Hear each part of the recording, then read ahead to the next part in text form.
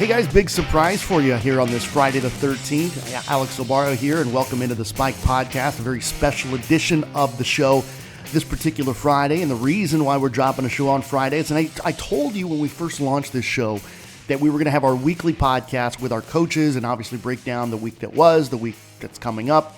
But we're also going to do quite a few different things as well with some special pop-up editions of the shows.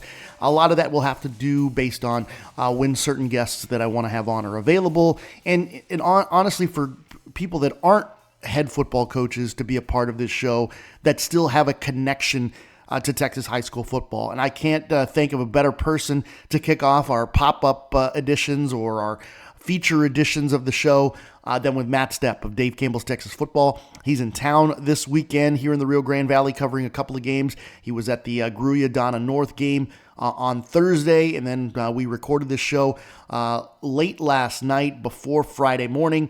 He'll be at the Cotton Bowl at the Lyford-Raymondville game tonight, and before moving up a little bit up Highway 37 to cover some more football in South Texas. But we're happy to have him for a few short minutes to talk high school football, how he got into Dave Campbell's, how he got into sports writing. It's a very untraditional route to becoming a sports writer. So we were excited to talk to him. I've known him for a number of years at this particular point. We had a chance to talk a lot last year when we awarded the Mr. Texas Football Award to Landry Gilpin last year. I was honored to be a part of that presentation, or at least helping him become aware that he had won the award. We did a nice little feature piece on Landry throughout. So great relationship with Dave Campbell's Texas Football, and I'm so thrilled that we're going to have Matt Stepp here on the show on a special edition of Spiked.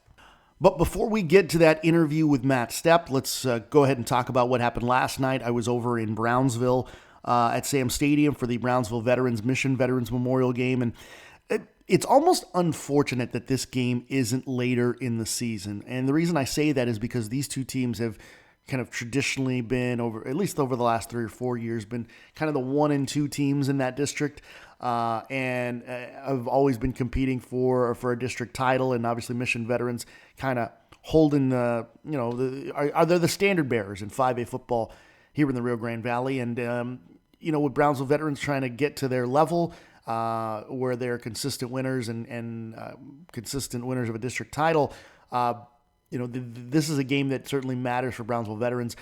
Mission Veterans comes up victorious, 42-21. The defense of Brownsville Veterans actually played pretty well at times in the game against that Mission Veterans offense.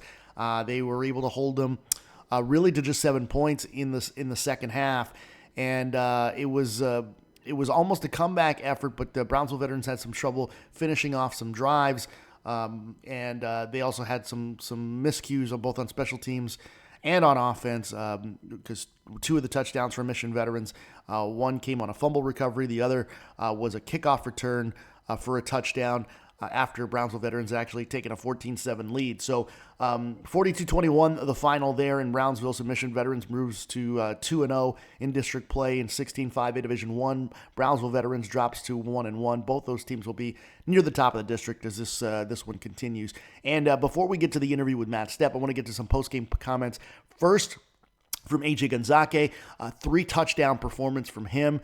And just a remarkable kind of re-spark of this offense with Ricky Reyna at quarterback, just a sophomore, but he's been growing up really quickly over these last 2 district games. So here's AJ Gonzaque on last night's victory. Right from the get-go, we knew that we were coming in playing a great Brownsville Veterans team, but we knew what we have. We knew the guys that were going to be making plays, Ricky's a young quarterback, and today he actually did what any quarterback needed to do. He got the job done. He threw the rock perfect. He got where it needed to be, and thankfully we made some plays. I got three good catches that he threw me, and I'm just grateful for everything that we got. Coach Gilpin's just a great coach. He had a great game plan against this Veterans team. Hat goes out to them. They played a great game. Here's another snippet with AJ Gonzaque from last night. Again, 3 touchdown performance against Brownsville Veterans, as this was a game that certainly mattered near the end of the season when it came to deciding a district champion. District title, or we had it last year, and everyone's going to be wanting to play us. We got a bullseye on our back, and we're taking it like that. I mean, we're not going to take anyone lightly. We're going to put everything to the test. So, I mean, I think just coming into this game, we needed to match the intensity. They wanted to beat us. We wanted to beat them as well, and we want the district title. I mean, we beat some great guys. We got doubts from a lot of people, especially after the Mission game, so we had to get this for ourselves. And then we got talking to head coach David Gilpin about the victory over Brownsville Veterans, and before he would even comment on the victory, he wanted to comment on the state of Patriot football and the fact that he's well aware that people were picking against him after their 37-0 loss to the Mission Eagles in Week 1. Heck, they were even picking against him against PSG Memorial last weekend, and that does not go unnoticed over in Patriot land. Hey, Alex, God dang it, man. We know how to read the paper. We know what the media says. We know that we dropped off the face of the earth. Hey, we got beat 37-0.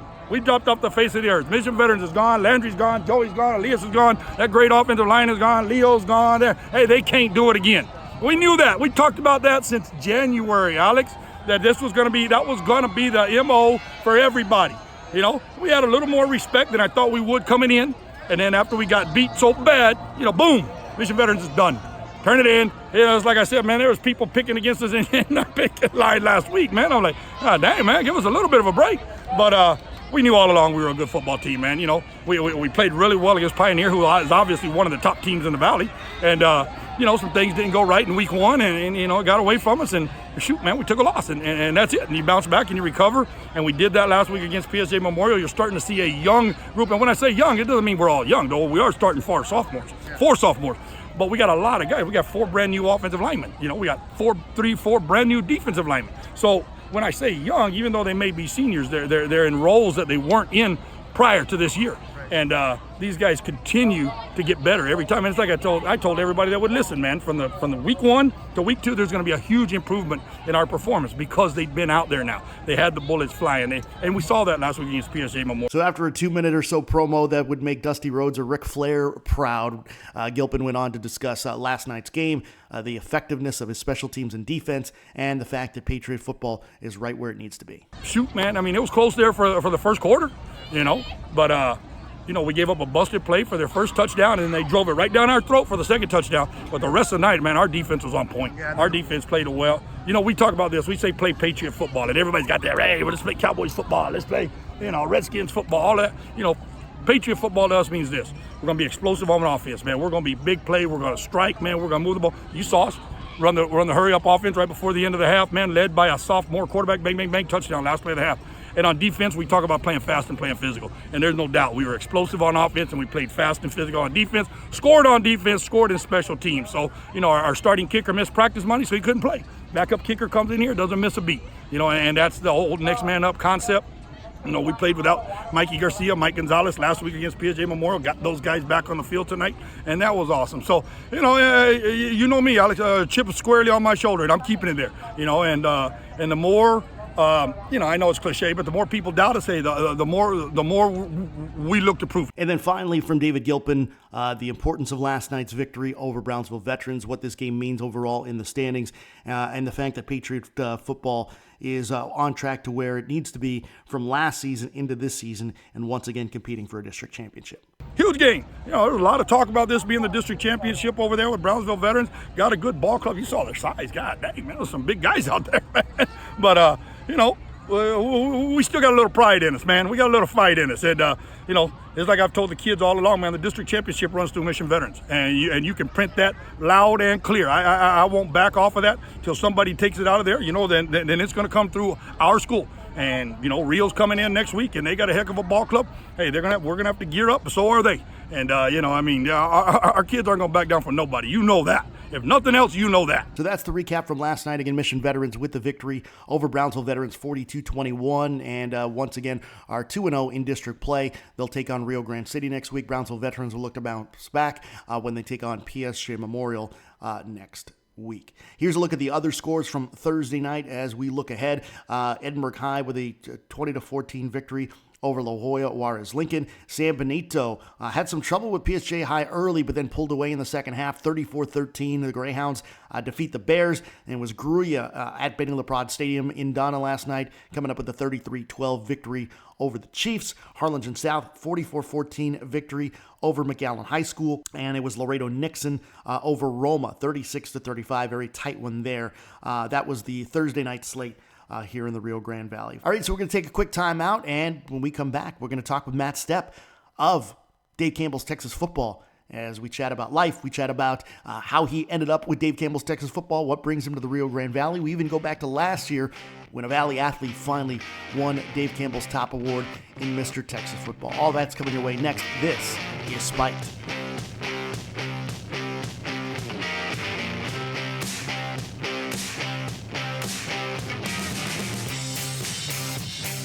Hey guys, are you looking for something fun and different to do this weekend with your friends, your family, your coworkers? Maybe as a team building activity or just something to get you out of the house. Well, let me tell you, head over to Trapped RGV Escape Rooms. It's the Valley's ultimate escape game. If you've never done an escape room before, you are missing out. See, you have 1 hour to try to escape a themed room where you have to solve puzzles, look for clues, and find hidden items just so you can make it outside the room before the 1 hour time limit is up. All kinds of different themes, including Mission Moscow and Cell Block X, where you have to escape a prison. But my favorite is Taken. You're blindfolded and handcuffed to start the game and hidden in a lair by a serial kidnapper, and your goal is within that 1 hour to try to find the way out and make it through the door before that 1 hour time limit comes to an end. They're so much fun, and they're so interesting and so challenging as well. Hey, you might want to be one of their top leaders. Some of the records are even 35 minutes. If you think you can make it out, if you think you've got a team that can beat some of those records, or just want to try something fun, head over to Trapped RGV Escape Rooms. And for my listeners to this podcast, they get a very special rate. All you got to do is when you go to trappedrgv.com and sign up for any regularly priced room throughout the week, all you got to do is use my promo code ADB at checkout, and you'll save $5 off of any regularly priced room. And that's for anyone in your party. They can all use the promo code. Just go to trappedrgv.com and use my promo code ADB at checkout and get $5 off your next escape room experience. Trapped RGV Escape Rooms, the Valley's ultimate escape game. Can you escape? So it's a pop-up edition of the Spike Podcast with ADB. A very special guest joins me, Dave Campbell's Texas Football. Do you like the celebrity status when you show up? Matt Stepp of Dave Campbell's Texas Football joins me here, the Bible of Texas football. Do you like that celebrity status when you show up at some of the places you only get to go to once a year? It's a little weird still. I mean, I'm just a guy who likes to watch high school football. It's humbling. I mean, yeah. It's super nice, and I'm appreciative of the kindness and everyone, being so nice to me and everything. But it's still a little weird for me. I'm just a normal guy who likes to watch high school football. Well, I want to get into a bunch of different stuff with you. Sure. You're here for kind of your Valley week. You usually pick 1 week of the high school football season. So let's start there. Why did you choose week 3?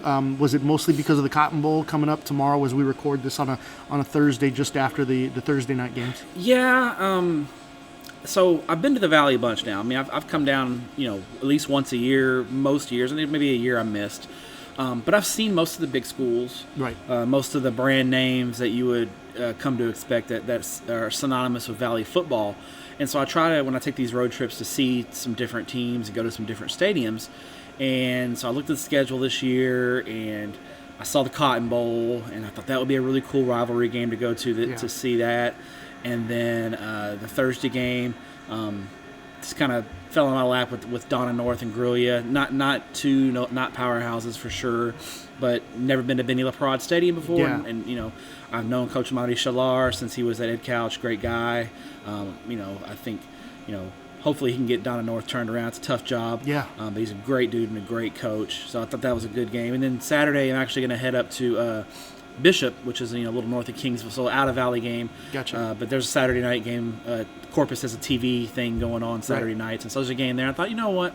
Instead of doing the Saturday night game at Sam's in Brownsville, because I've seen every BISD team play, because they have the Saturday games, which I'm appreciative of. I love the Saturday games. I just said, I'm going to go up to Bishop and go watch Taft and Bishop Saturday night. So kind of a unique schedule. When you put your schedule together on a given year, I mean, there's a lot of inquiry into it. It's like you kind of tease it on Twitter for a little bit. It's becoming a bigger deal now. I mean, you kind of like get some interest going before you actually announce where you go. When you actually look at the schedule and you put where you're going to go in a given year. Mm-hmm. Like, what's your thought process? How are you deciding where you're going, when you're going, etc.? So there's a few things that are at play. The first thing is I have a day job. This is Dave Campbell's is a side gig for me. So is it really? Yeah. I have a day job. Unbelievable. Yeah, I work in the finance industry. Okay. Yeah, and so I try to work around that and pick some weekends that I can take these road trips and take days off and that kind of thing. And then so usually on Thursdays and Fridays I stay within about 2 hours of my job. I work basically on property at DFW Airport. Okay. So within 2 hours of DFW Airport, which sometimes, depending on Dallas traffic, is only 40 miles down the road. Right. So then Saturdays are usually my travel days, and so I try to a combination of trying to maximize my games. So if I can see a doubleheader on a Saturday, that's always helpful. And then I try to hit different spots of the States, so I don't want to go to San Antonio 8 Saturdays. Right. So I'll try to go to San Antonio 2 or 3 times, Houston 2 or 3 times. And then after that, try to find those one-offs in the Valley or Corpus or East Texas or El Paso or Laredo. Try to find those one-offs and catch games there. And just try to see as many different teams and stadiums as I can get to. I imagine it's harder for you to get to a place like El Paso on a given year, just because of how far west you got to go and to get back. And imagine it's very difficult to get down to the Valley and find a couple of games in a row. It's becoming easier. There's a lot more Thursday games down here now than there were 10 years ago. Yeah. So in the more remote places, because of where you're at, like what are your thought process for how you decide when, okay, I'm going to go to the Valley this weekend? Is it just kind of like, well, these are 2 stadiums I haven't been to, et cetera, type of thing? It's more about maximizing the games. If I can see Thursday, Friday, and Saturday. Now, El Paso's unique because El Paso doesn't play Saturday games because of UTEP. So what El Paso does a lot of the time is they'll have double headers on Thursdays or Fridays or sometimes both. So if I can catch a doubleheader on a Thursday or a doubleheader on Friday, I'll pull that off to go to El Paso.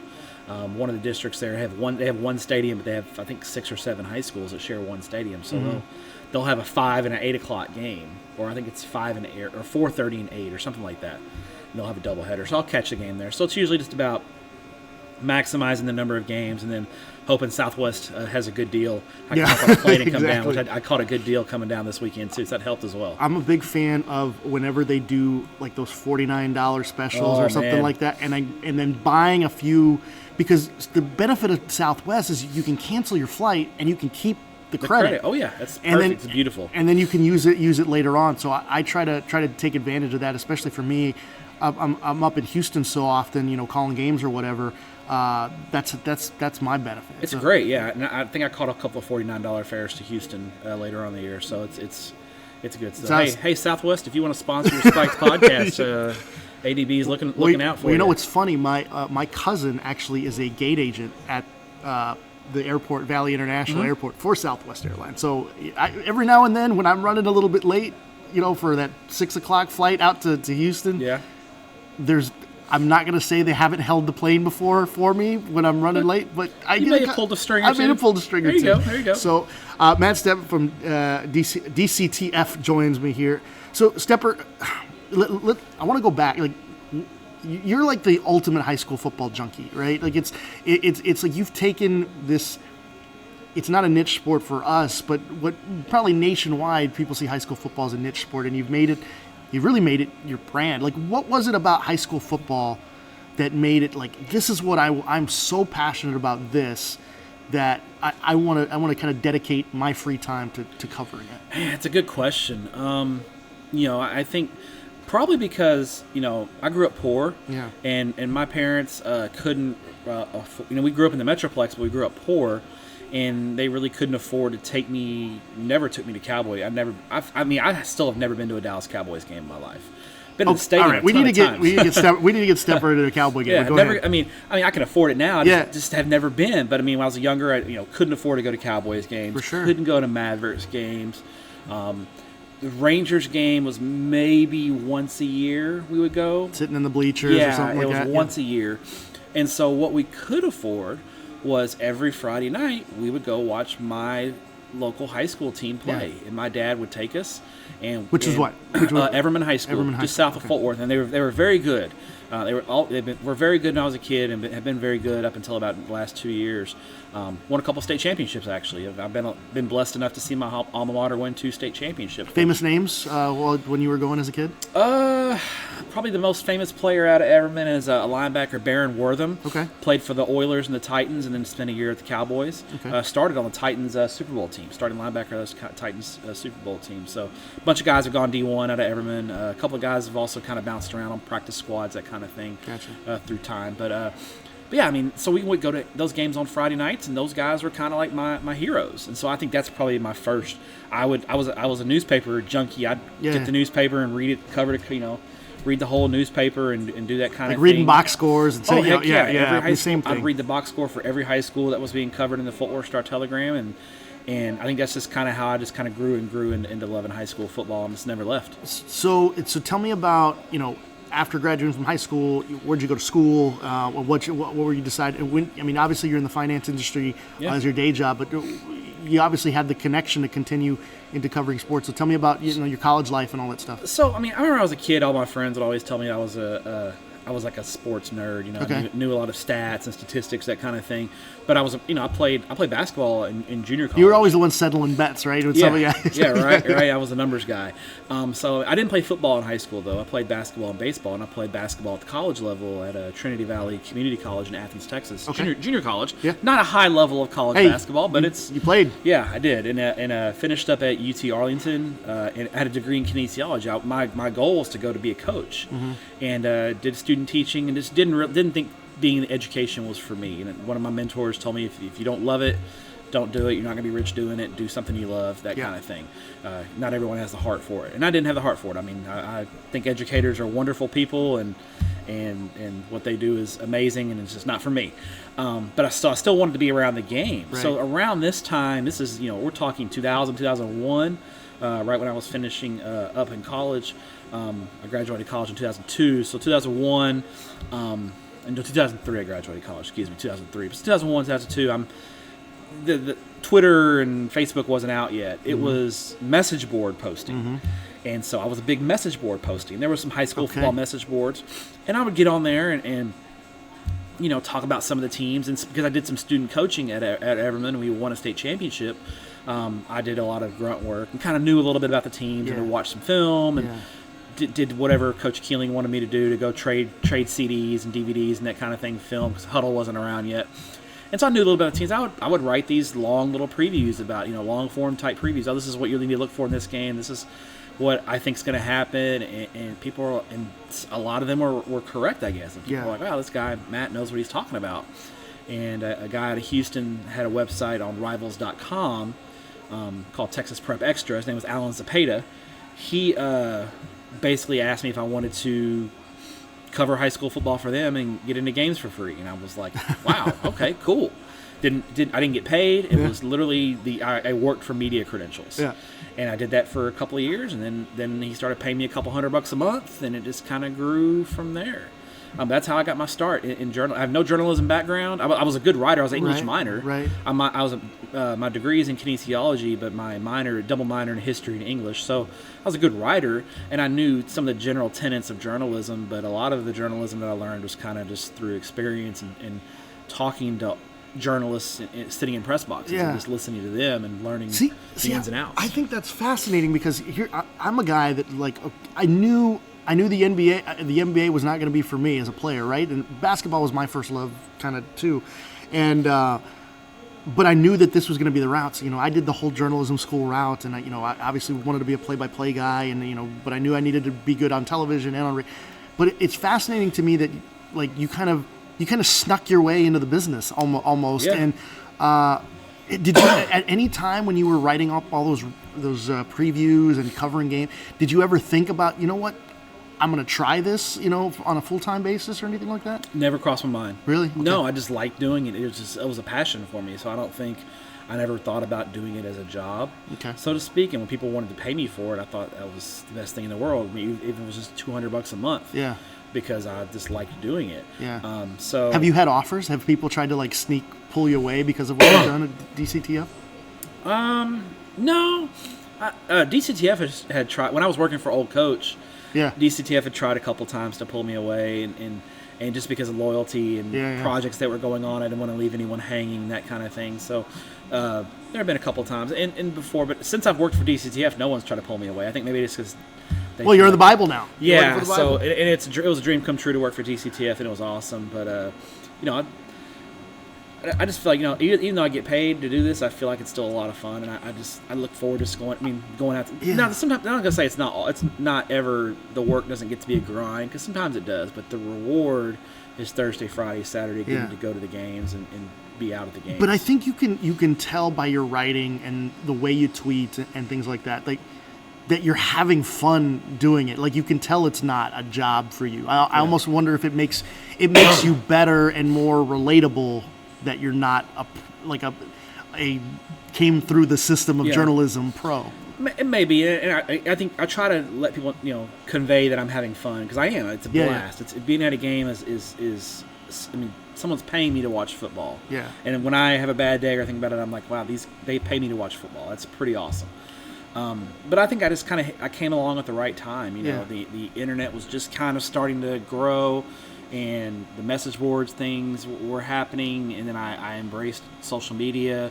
I think timing sometimes is a big part of it. No doubt. I think I was fortunate enough to come along at the right time and make a name for myself, and here I am today. Because now there's a lot of young guys that I see out there that could have been me, but at the time when I was coming up, I was really like the only young guy taking that alternative route to it, and now there's like 100 of those guys out there. Right. It's different now. There's a lot of content creation. That's the there's whole the new buzzword now. Yeah, content there's creators. a lot of content creators, and I think the biggest thing about anything is finding your niche and finding your place. Because if you're doing the same thing as 100 other guys, well, you have to be the best at it to get any kind of notice. Yeah. Whereas if you're the only one doing something, or you have a unique thing that you're doing, well, you're the best at it because you're the only one doing it. Yeah. So, and at the time when I was coming up, I was really the only one doing what I did, covering high school football from the angle that I did,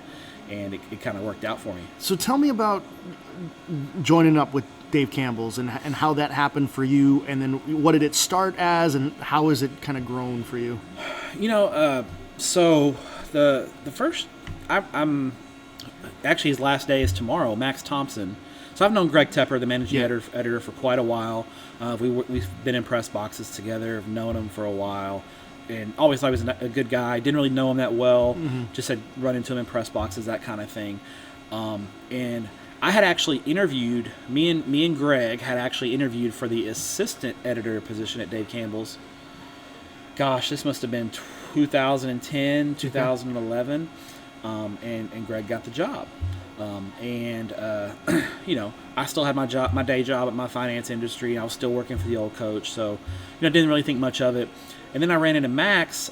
Max was working for Yahoo Sports out of New York City, but Max had worked in Texas before that. He was in town for the UIL state. He was covering the state football championships for Yahoo, and we were sitting in the press box at AT&T Stadium. And Max told me that he was thinking about coming to work for Dave Campbell's, and that if he ever worked for Dave Campbell's, he was going to get me on board.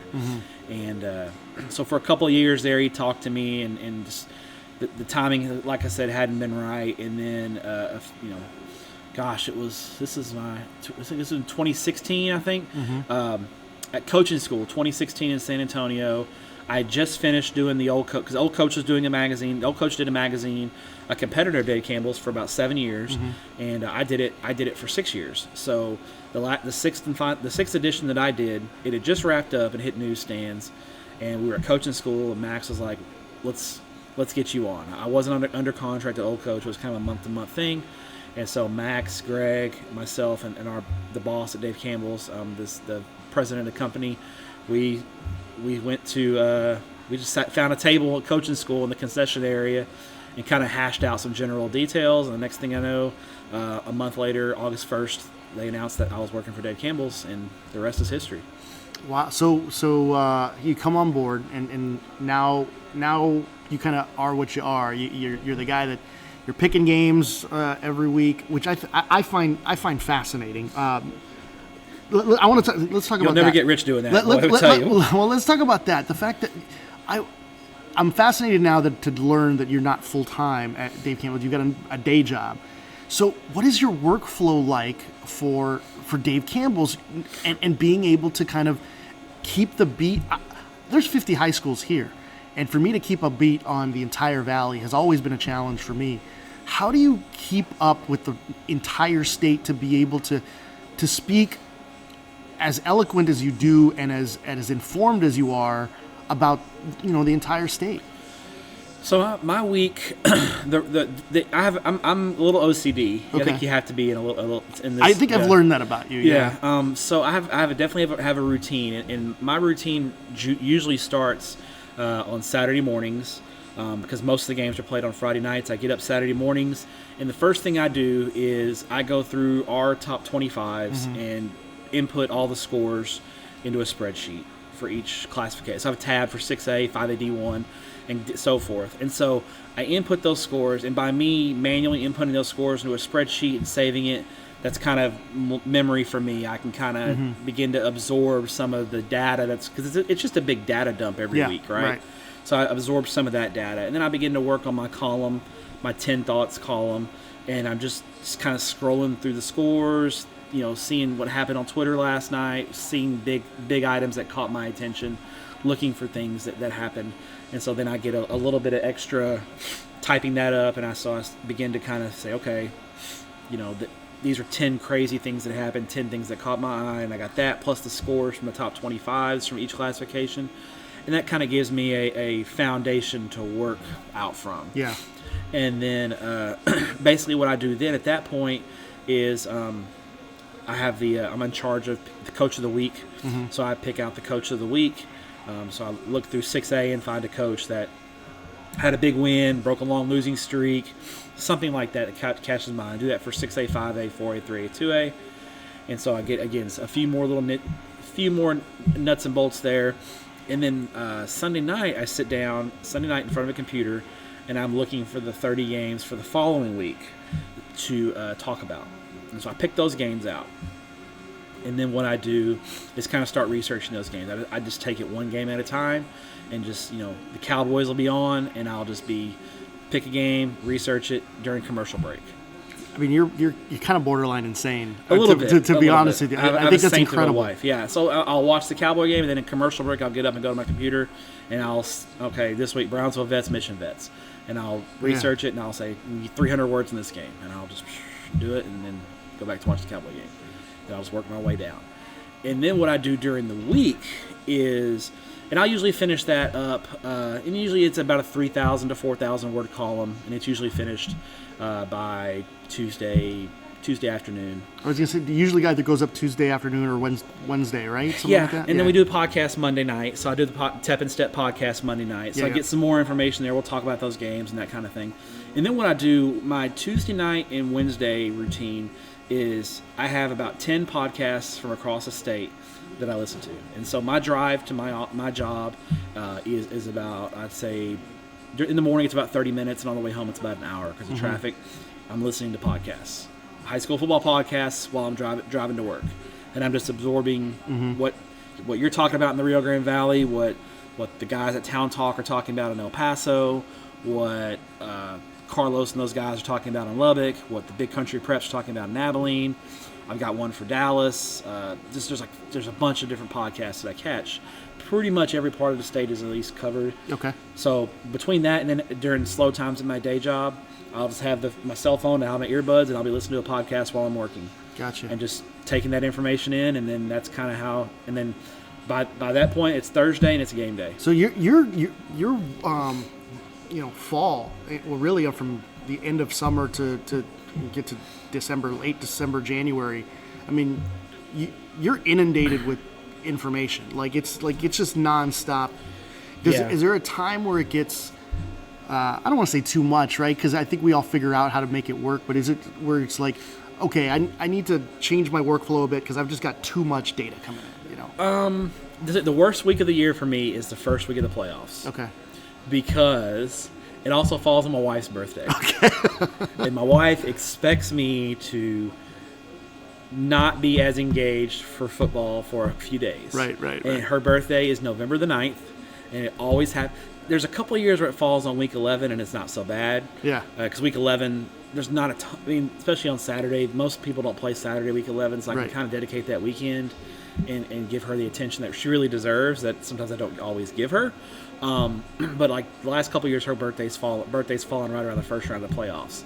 Or I'm getting ready for the first round of the playoffs. And so that's the tough part because I'm trying to – because, especially now, the AP is not doing their football stuff anymore. We're in charge of the state rankings and also releasing the locations and the schedule for the playoffs this year. So I'm dreading that a little bit because sometimes tracking down where a coach is playing, that kind of thing, literally I have to make a phone call. I'm getting – my workflow during that time is like late night text messages until I get something. Yes. Or it's like, what time will you have something for me? Exactly. Type of thing, Yeah. And so, you multiply that by 6A to 2A for the whole state. Right. And it can be a lot. So that's probably the 1 week that I really like, I wish I could clone myself this week. Yeah. But other than that, it's because the regular season, you kind of get into this routine. Right. But the first week you have the Labor Day. Labor Day kind of throws things off a little bit. Yeah. But after that, you kind of get into a routine and a flow. Like this week's a pretty good workflow for me. See, I used to say the same thing when I, working in TV is like football's busy, but the routine is there because you know what your game of the week is, so you know what teams are going to go shoot on a particular week for your preview. You know what you've already done your schedule for Friday night by Monday or Tuesday, so the routine is easy. And then once you get to, for me, when you get to basketball season, that's where it gets challenging because you've got like tournament time. You've got men's and women's basketball going on twice a week, and it just kind of the overlap of sports kind of kills you. So that's why I enjoy football season. Is at least there's a normalcy to any given week. Exactly, and if you're OCD like me, you like that routine and you like that. Yeah, maybe that's why the playoffs also throw me off a little bit. Yeah, because the first round of the playoffs, you're like, first off, sometimes you're trying to figure out district tiebreakers. You're like, who's really the third seed in District 15? It's like, is it this team or this team? How does that district tiebreaker work?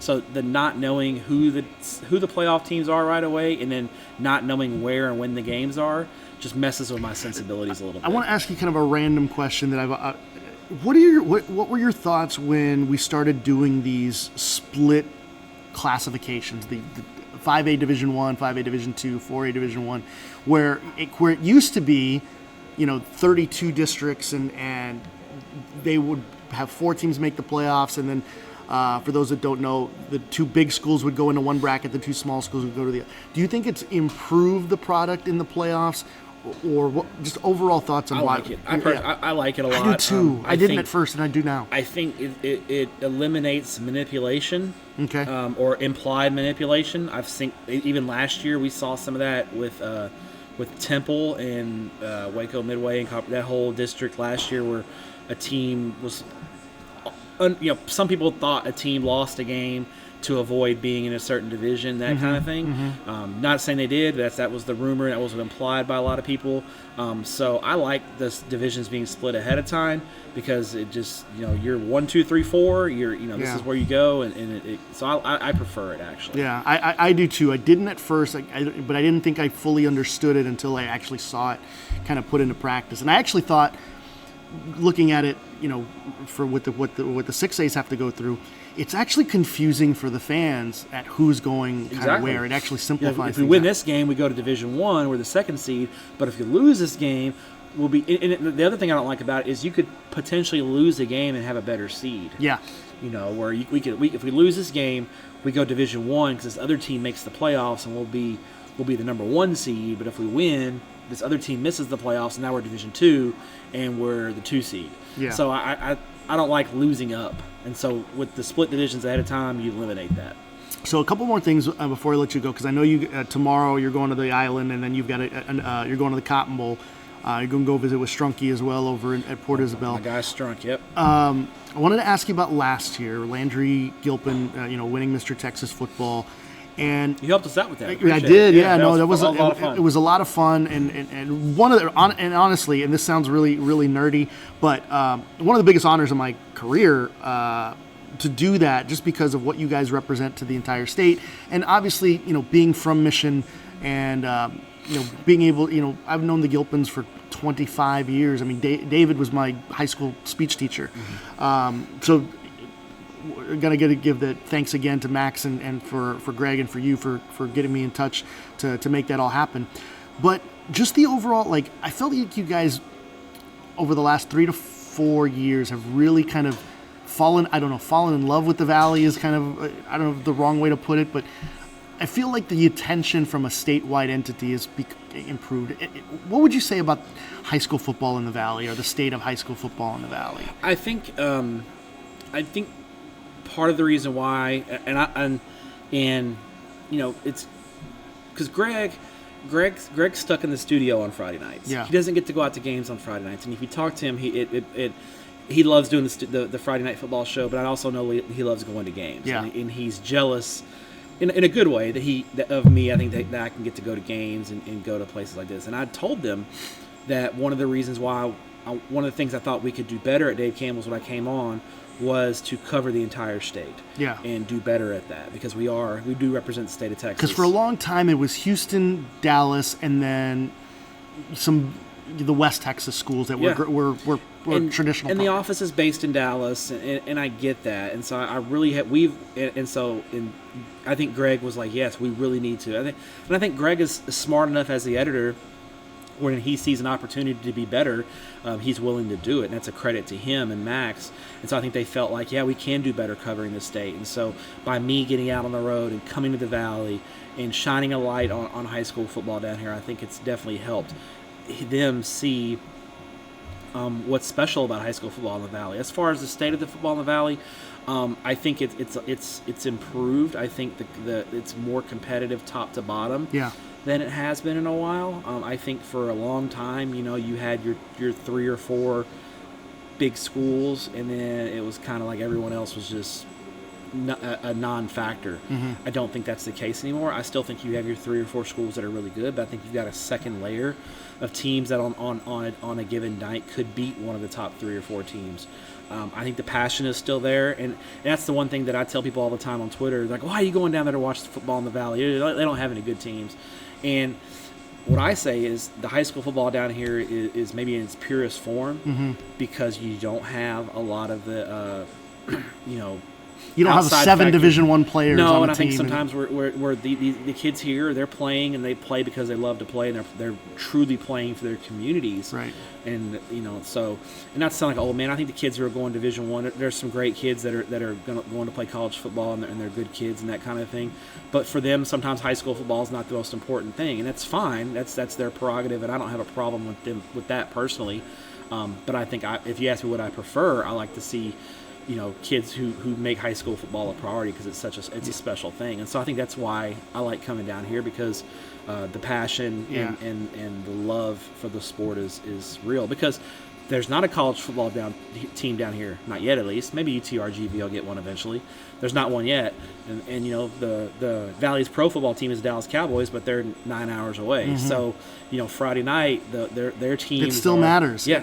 No matter how much the Valley has grown, it still matters. Yep. And 10 o'clock news leads off on Friday nights with football, and so that's what I like, and that's one thing that I love. I mean, the first time I ever came down here, the very first Valley football game I ever saw was McAllen Memorial played Edinburgh High on a Thursday night at Memorial Stadium. That was the very first game I ever saw in the Valley. And then the second game, I can't remember who I watched the second night. That was a Friday night. Can't remember the game. I believe, it was Harlingen and San Benito. Oh, Battle of the Arroyo. Yeah. Well, I'm driving to the Battle of the Arroyo, and I'm listening to one of the local radio stations, and people are calling in talking trash in English and Spanish. and my Spanish is not great. It's good enough to understand what's going on, though. And so they're talking trash, and I'm like, this is awesome. I wouldn't get this in Dallas, you know. And then I pull into the stadium, and these people don't even know me, saw I had a media badge on, offered me some food. They were tailgating, and then there was fireworks at halftime. And I was like, this is the best. This is awesome. So it was love at first sight at that point. So that was my first Valley football weekend right there. Was that? Oh, so, you picked a good one there. And I think Manny Gomez now, because Harlingen, I've seen Harlingen play 5 or 6 times now, and they're unbeaten every time. So he's trying to get you to come to games. Manny's texted me and said basically that they're going to find some booster to fly me down for every Harlingen game. But literally, they're undefeated. I was at the game when they beat Abilene High. Mm-hmm. I was at that game. Then I've been to Battle Arroyo, and I watched them play Los Fresnos. I've been to a couple of other playoff games they've won. The Cardinals are undefeated when I show up. So you mentioned Manny Gomez. Tell me some of the coaches that you really enjoy talking to from down here. So if we go, I mean, obviously I've known Strunk since he was at Lubbock, so I like him a lot. Manny's great. I like Mark Guest at Hannah. He's awesome. He's amazing. He's awesome. Patrick Brown at Los Fresnos is great. Bill Littleton at McAllen Memorial's a hoot. Who else? I mean, you're going to get a wrestling promo when you talk to Dave Gilpin. Yeah, right? Or Burgett, you know. Yeah, Gilpin and Burgett are awesome. They're entertaining as hell. And then Coach Adame at Sherryland is awesome. Coach Adame at Mercedes has been really good to me as well. And I really enjoy David Brown at PSJA Memorial. Yeah, I enjoy him a lot.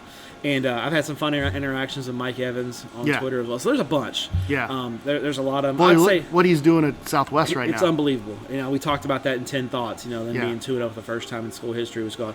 I would say, though, if I had to guess one, if I could just pick one, it'd be Gilpin. Yeah. Just because he's so entertaining and his mustache is so glorious. I mean, I was at Brownsville Veterans, Mission Veterans tonight, and I don't even have to ask him any questions. And I get a 4.5 minute soundbite to throw up on Facebook. So he's awesome. So I remember when I interviewed him after the game at the Alamo Dome and they won against Corpus Christi Vets and Max and Greg. I sent them in the video and they were like, "This is unbelievable." And I was like, I didn't really have to do much. No, and Gilpin just went, and he did his thing. So. That was the game that.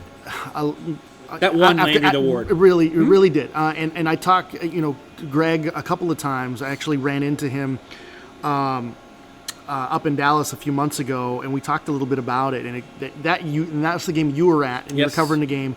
When you were watching what happened that night, like, did you understand what it meant from a Valley perspective? Yeah. Oh yeah. Anytime a Valley team gets to the fourth round of the playoffs, it's a huge deal. It's big, and I get it from a historical perspective because it hasn't happened all that often. And so I knew, and then for Mission Vets, it was their first time. So I knew how big it was. And then I'm sitting in the press box and knowing that, we were in our talks about Mr. Texas football.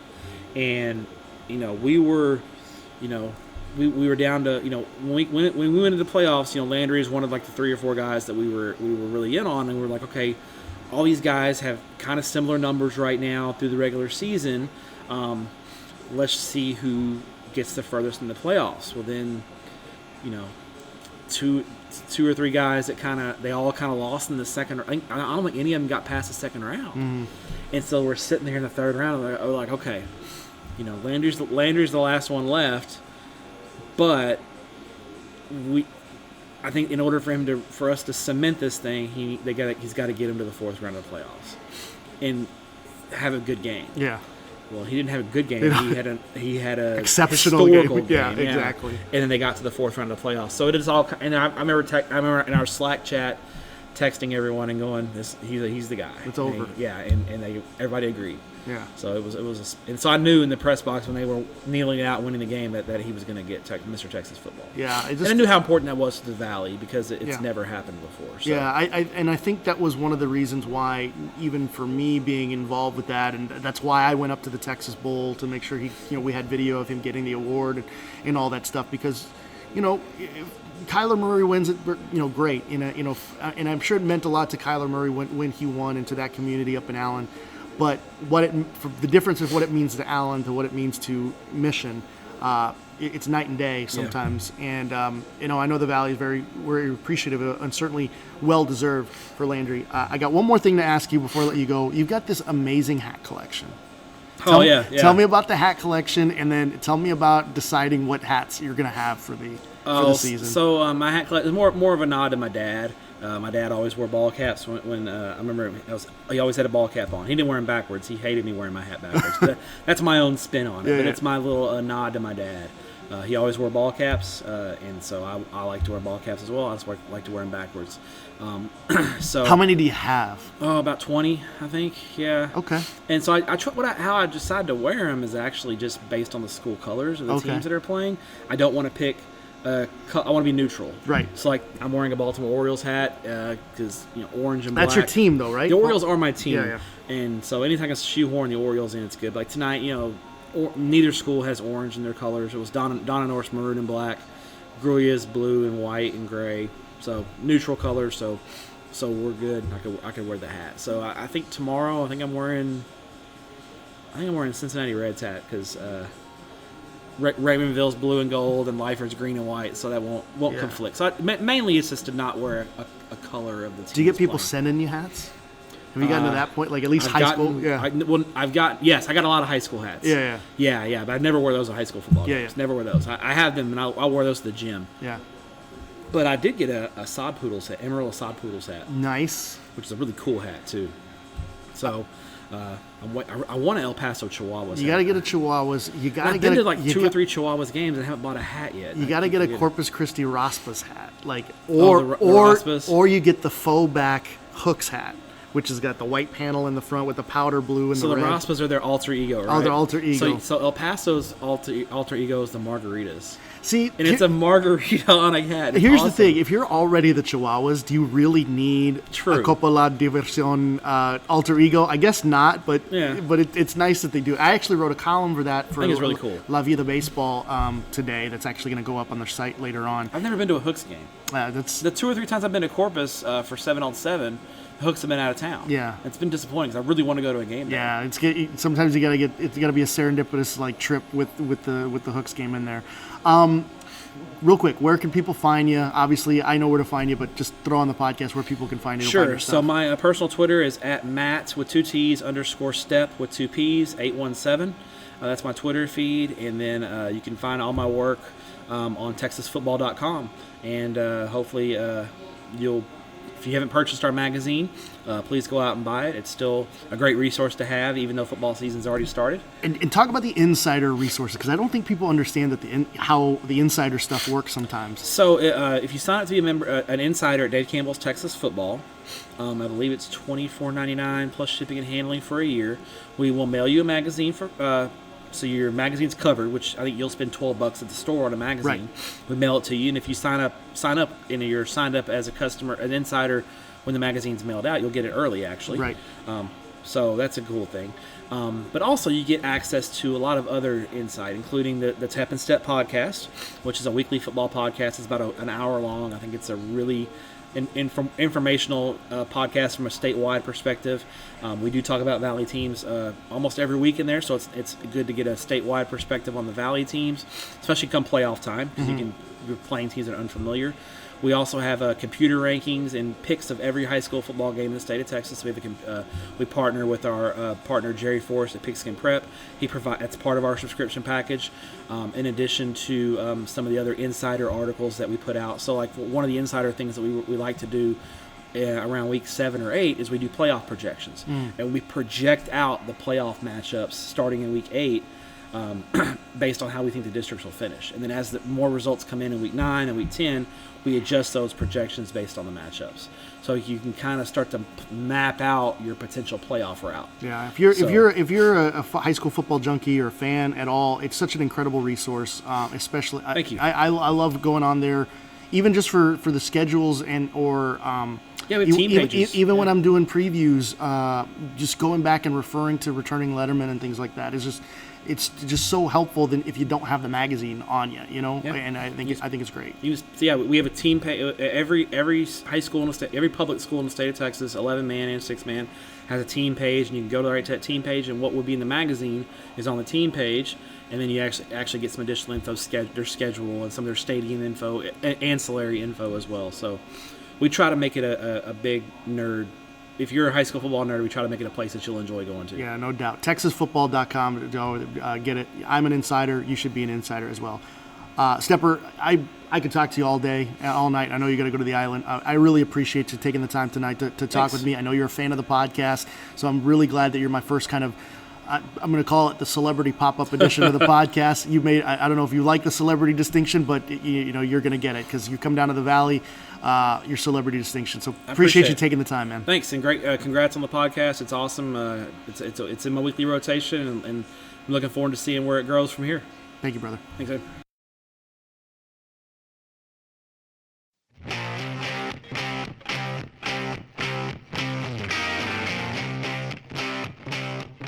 All right, so big thanks to Matt Stepp of Dave Campbell's Texas Football for joining me on the podcast for this very special edition show.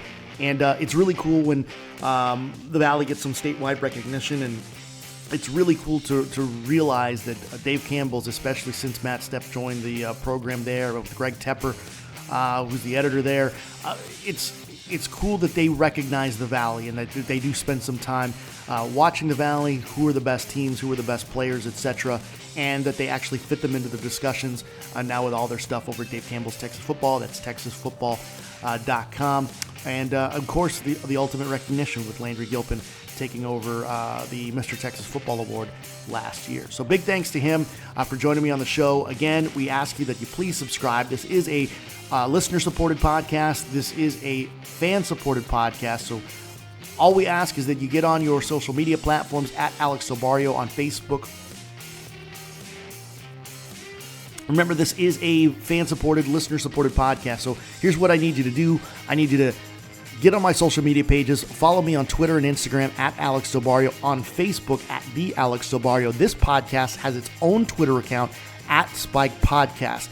To contact the show, if you want to ask questions or if you want to get in on the discussion, send me an email, spikepodcast@gmail.com. And when I say listener-supported podcast, this is what I need you to do on that front. There's two things that you can do. One, you can be a subscriber. All you got to do is hit that subscribe button if you're listening to us on Apple, hit the follow button if you're on Spotify, wherever you get your podcast. Make sure you're following, make sure you're subscribed so that you get the show each and every week. And if you're on Spotify and if you're on Apple, leave us a review. Give us 5 stars. Try to help us out. Helps our algorithm, helps when people search for the show, and helps us out when people look for us on the different platforms, on Google and things like that. So make sure you're following it. And then do me this one favor. If you like this show, if you like what we're doing, send this podcast to one other person directly via text message, direct message, however you want to do it. But just send it to one other person that you think would enjoy the show. That's going to help us out, help us grow the platform and our listener base.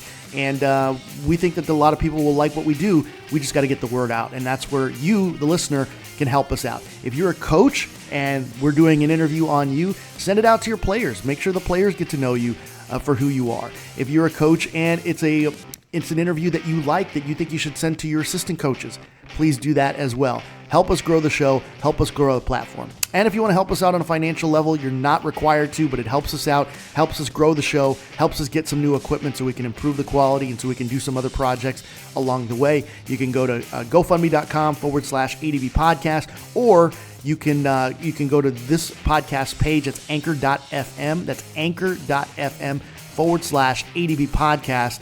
And there's a way for you to donate there. We're also working on a Patreon page and a lot of other stuff. But for now, this is what we're working on. And any way you can support the show, please do so. If you want to become an advertiser on the show, that's easy. Just email me or direct message me. The email, spikepodcast@gmail.com. Or you can hit me up on Facebook or on Twitter at Alex Sobario. So that's going to do it for this very special edition of the podcast. Here in the next couple of days on the Twitter, you will find out who our next guest for this week will be for next Wednesday's show. Again, this show usually drops every Wednesday, but this particular episode of Matt Stepp, well, it's a special edition, so we dropped it off the day after we got it. Especially on a Football Friday, gets us some good traction. So this is called marketing. Yeah, that's what we do. Anyways, hope you're enjoying the show so far. Again, if you've got any reviews, if you've got comments, if things things you like, things you don't like, if there's things that we're not doing that you'd love to hear us do, just contact us via the social media pages. And again, listener-supported podcast, so do what you can, subscribe, and share. All right, so that's going to do it for this special edition of the podcast. Again, my big thanks to Matt Stepp for joining me, and big thanks to AJ Gonzaque of Mission Veterans for joining me post-game yesterday, and for head coach David Gilpin for his post-game comments with their victory over Brownsville Veterans. We'll do a lot more of that, especially with the episodes that are special edition, that are right after games. It's a lot more easy to digest when the game just happened when we drop a podcast. So anyways, thanks to all of them, and thanks to all of you for dropping this one in and listening to it on this Friday, or wherever or whenever you may be listening to it as we move on with the high school football season. Big games coming up on this Friday as we record this, and looking forward to breaking it all down for you next week and another coach's interview. So, once again, my name is Alex Obario. You can call me ADB, and this has been a special edition of Spiked.